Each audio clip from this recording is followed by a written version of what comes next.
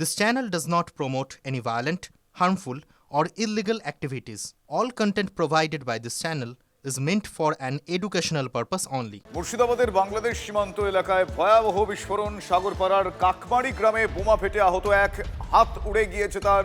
বাড়িতে মজুদ বোমা ফেটে বিস্ফোরণ অনুমান পুলিশের। বিস্ফোরণে জখম নাজমুল শেখ, হাসপাতালে ভর্তি।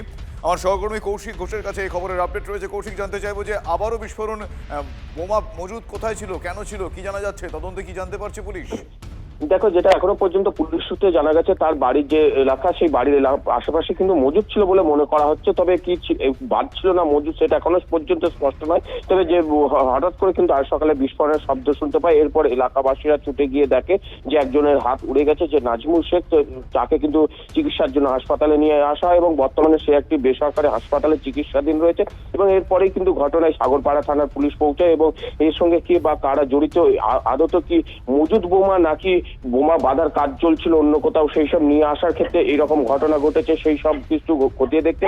তবে তোমাকে জানিয়ে রাখি, বেশ লাস্ট এক মাস থেকে কিন্তু মুর্শিদাবাদ জেলায় কিন্তু বোমা উদ্ধারের কাজ চলেছে। সেখানে 2000-এরও বেশি বোমা উদ্ধারের মতো ঘটনা ঘটেছে। তবে সেই ক্ষেত্রে যেমন গ্রেপ্তারের সংখ্যা কম ছিল, তারপরেও কিন্তু যেভাবে যে দৌরাত্ম্য, যারা দুষ্কৃতী দৌরাত্ম্য বা যারা বোমা বাঁধার কাজ করে, সেসব দৌরাত্ম্য যেন কোথাও থামছে না বলে মনে করা হচ্ছে।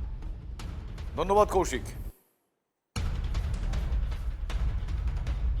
ভবানীপুরে প্রায় 45,000 নাম বাদ, তালিকা খুঁটিয়ে দেখার নির্দেশ দিয়েছেন মমতা বন্দ্যোপাধ্যায়। ফিরহাদ হাকিম, দেবাশিস কুমার, অসীম বসুকে তালিকা খুঁটিয়ে দেখার নির্দেশ দিয়েছেন তৃণমূল সুপ্রিমো। সূত্রের খবর, বৈধ ভোটারের নাম তালিকায় তুলতে সাহায্য করতে হবে বলে নির্দেশ দিয়েছেন মমতা বন্দ্যোপাধ্যায়। যেদিন বাংলায় এসআইআর এর খসড়া তালিকা প্রকাশ হলো, সেদিনই নিজের বিধানসভা কেন্দ্রের কাউন্সিলর ও বুথ স্তরের এজেন্টদের নিয়ে বৈঠক করেন তৃণমূল নেত্রী। তালিকা খুঁটিয়ে দেখার নির্দেশ দিয়েছিলেন তিনি। মমতা বন্দ্যোপাধ্যায়ের কেন্দ্র ভবানীপুরের নাম বাদ পড়েছে 44,787 জনের। এর মধ্যে মৃত ভোটারের সংখ্যা 10,897, নিখোঁজ ভোটার 19,471 জন, স্থায়ীভাবে স্থানান্তরিত ভোটারের সংখ্যা 12,547, ডুপ্লিকেট 1,097 জন। আর ভবানীপুরের মিত্র ইনস্টিটিউশনে মুখ্যমন্ত্রী নিজের 207 নম্বর বুথে 127 জনের নাম বাদ গিয়েছে। এই পরিস্থিতিতে ভবানীপুরের 8 কাউন্সিলর এবং বিএলএ 2দের সঙ্গে বৈঠক করেন মমতা বন্দ্যোপাধ্যায়। বৈঠকে ছিলেন ফিরহাদ হাকিম, সুব্রত বক্সীও। সূত্রের খবর, বৈঠকে মমতা বন্দ্যোপাধ্যায় নির্দেশ দেন, খসড়া তালিকায় বাদ পড়া যোগ্য ভোটারদের নাম ফের ভোটার তালিকায় অন্তর্ভুক্ত করতে হবে।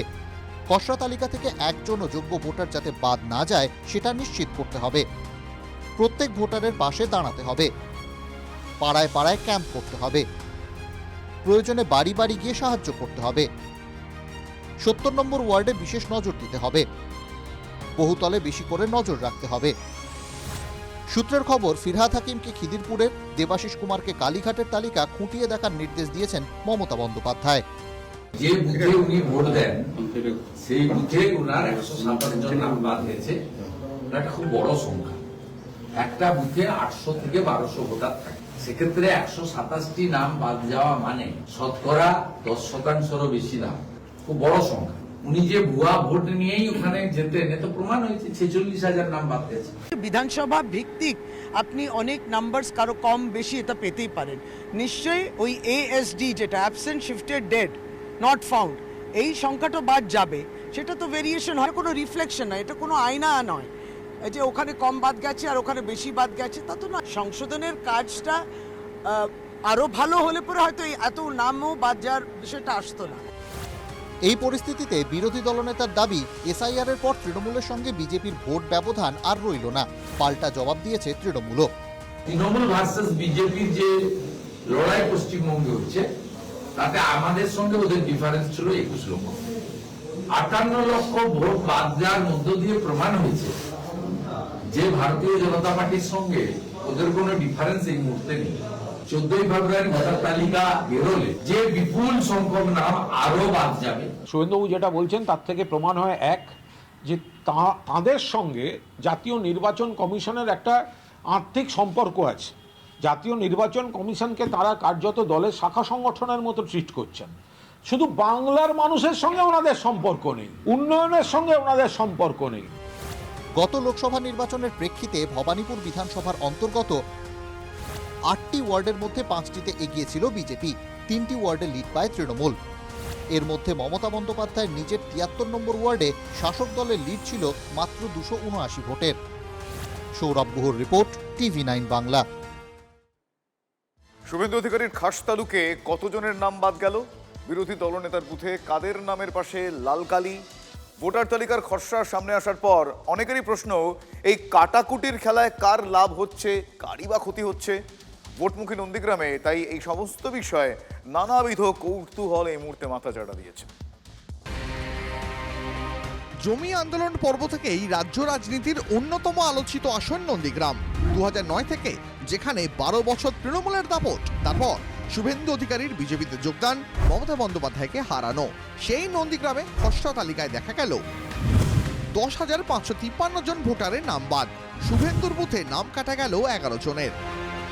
বিরোধী দলনেতার বুথ নন্দনায়ক বার, সেখানে একাধিক নির্বাচনে নিজের গণতান্ত্রিক অধিকার প্রয়োগ করেছেন শুভেন্দু অধিকারী।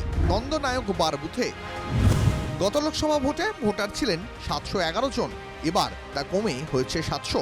এদের মধ্যে 6 জন মৃত, 4 জন স্থানান্তর, 1 জন নাম তোলেননি। লিঙ্কেজ নাম তুলতে বলেছে, ওদের কোনো লিঙ্কেজ পাইনি বলে 4টা হিয়ারিং দেখিয়েছি। সেই সঙ্গে 2002-এ 3টা নামের মিসম্যাচ আছে, 2002 থেকে 2025। ওনার নাম তো ভোটার লিস্ট থেকে বাদ গেছে। ভাত যেতে পারে, মারা গেছে, যেতে পারে। 2021-এর ভোটে নন্দনায়ক বার থেকে শুভেন্দু অধিকারী 155 ভোটের লিড পেয়েছিলেন। পঞ্চায়েত ভোটে অবশ্য বিরোধী দলনেতার বুথে 416 ভোটে এগিয়েছিল তৃণমূল। গত লোকসভা ভোটে ওই বুথে বিজেপি 160 ভোটের লিড পায়। হিন্দুদের ধারক বাহক হিসেবে শুভেন্দু অধিকারী নিজেকে প্রতিষ্ঠিত করবার চেষ্টা করেন, সেই বুথ এবং অঞ্চলগুলিতেই বেশি নাম বাদ গেছে। প্রকৃত যাদের ভোটার তাদের একটা নাম কোনো বাদ যায়নি, আর আমরাও চাইবো না যে প্রকৃত ভোটারের একটাও নাম বাদ যাক। অনেকেই মনে করে দিচ্ছেন এটা কিন্তু চূড়ান্ত নয়, এরপরেও নাম জুড়তে পারে, বাদও যেতে পারে। পূর্ব মেদিনীপুর থেকে কনিষ্ক মাইতির রিপোর্ট, TV9 বাংলা।